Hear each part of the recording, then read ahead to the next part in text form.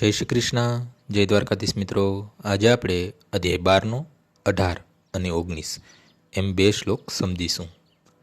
શમઃ શત્રો ચ મિત્રે ચ તથા માનાપમાનયો ચિતોષણ સુખ દુઃખેષુ શમઃ સહ વિવર્જિત તુલ્ય નિંદા સ્તુતિ મૌની સંતુષ્ટો યેન કેનચિત અનિકેત સ્થિરમતી ભક્તિ મામ્યે પ્રિયો નરઃ.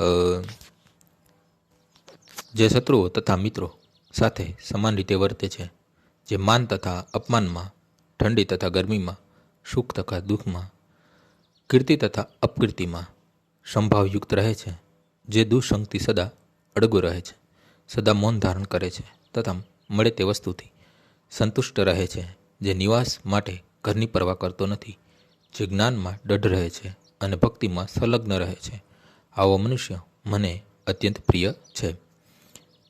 ભક્ત હંમેશા તમામ પ્રકારના કુસંગોથી અળગો રહે છે.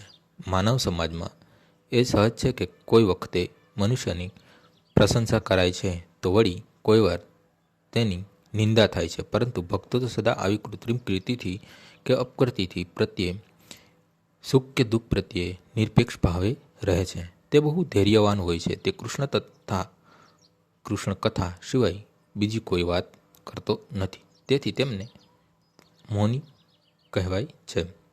મૌનીનો અર્થ એવો નથી કે મનુષ્ય કશું બોલે નહીં. મૌની એટલે કે તે અર્થહીન વાતો ન કરે. મનુષ્ય કેવળ જરૂરી બાબત વિશે જ બોલવું જોઈએ, અને ભક્ત માટે સાર્વધિક જરૂરી વાણી તો ભગવાન વિશે બોલવું એ જ છે. ભક્ત સર્વ સંજોગોમાં સુખી રહે છે. કોઈ વખત તેને બહુ સ્વાદિષ્ટ ભોજન મળે છે અને કોઈ વાર નથી પણ મળતું, તો એ તે સંતુષ્ટ રહે છે. તે નિવાસસ્થાનની સગવડ વિશે પણ ખેવના રાખતો નથી.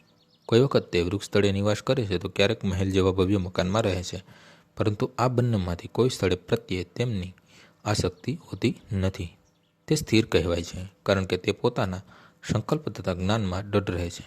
ભક્તના ગુણવર્ણનમાં કદાચ પુનરાવર્તી જોવા મળે, પરંતુ તે તો એ હકીકત ઉપર ભાર મૂકવા માટે છે કે ભક્તે આ સર્વ ગુણો પ્રાપ્ત કરવા જોઈએ. સદગુણો વિના કોઈ પણ મનુષ્ય શુદ્ધ ભક્ત થઈ શકે નહીં.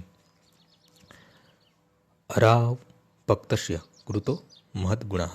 જે ભક્ત નથી તેની અંદર સદગુણો નથી હોતા. જે મનુષ્ય ભક્ત તરીકે ઓળખવા ઈચ્છે છે તેણે સદગુણો વિકસાવવા જોઈએ. અલબત્ત આ ગુણો પ્રત્યે પ્રાપ્ત કરવા માટે તેણે બાહ્ય પ્રયાસ કરવા પડતા નથી, પરંતુ કૃષ્ણભાવના વૃત્ત તથા ભક્તિથી તેનામાં આ ગુણો આપોઆપ વિકસિત થાય છે.